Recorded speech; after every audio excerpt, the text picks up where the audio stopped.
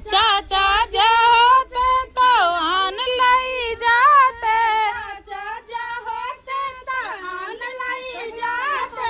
चाचा जो होते तो आन लाई जाते,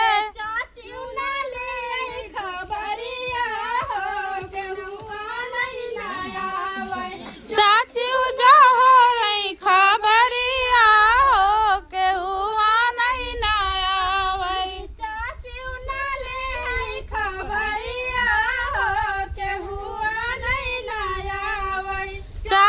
ना ले है खबरिया हो के हुआ नहीं ना आवई।